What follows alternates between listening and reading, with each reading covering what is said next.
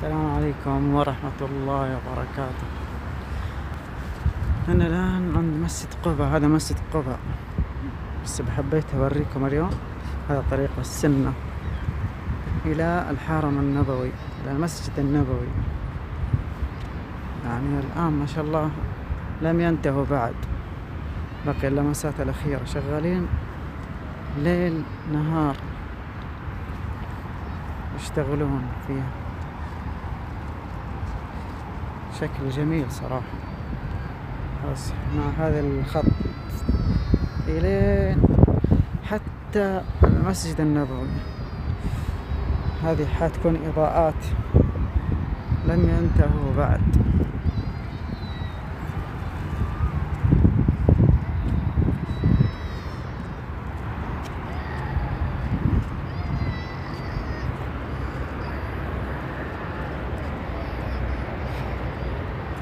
قارات مياه أعتقد، أعزكم الله، تكون جاهزة.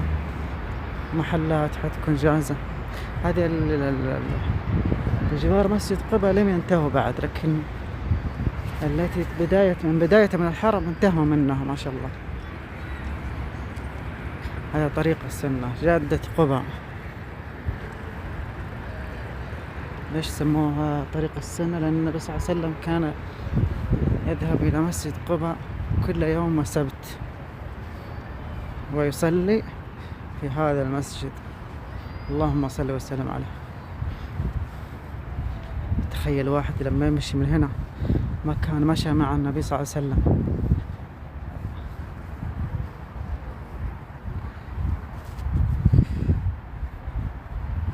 هذا لم ينتهوا بعد.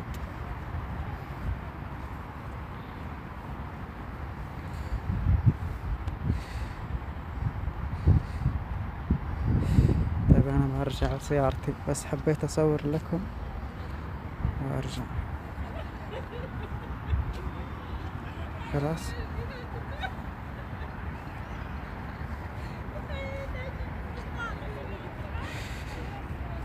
إن شاء الله لما تكون تنتهي المرحلة الأخيرة هذه أعتقد.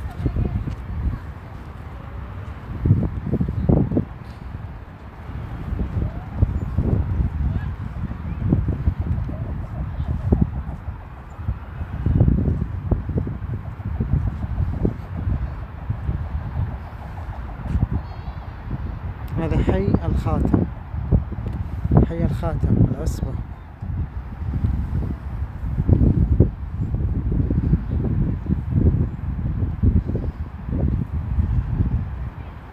ساتر يا ستير، مو ساتر.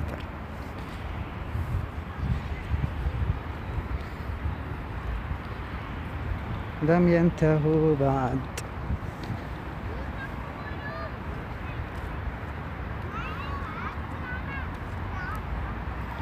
الأولاد مبسوطين هنا.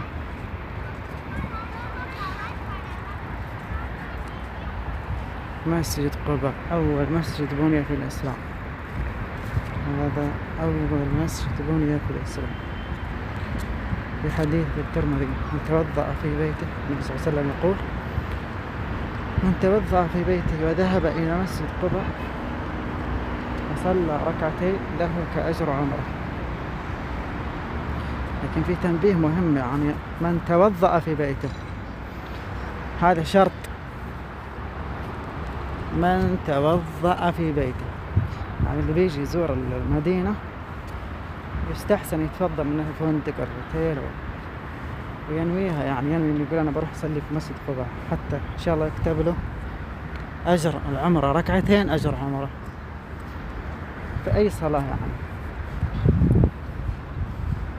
ضيعت الموتر، ضيعت الموتر. شوف الطريق هذا يمر من تحتي.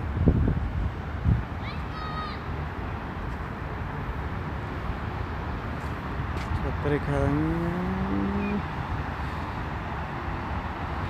يمر من تحتي من هنا على طريق الهجرة على طول مباشر إلى مكة.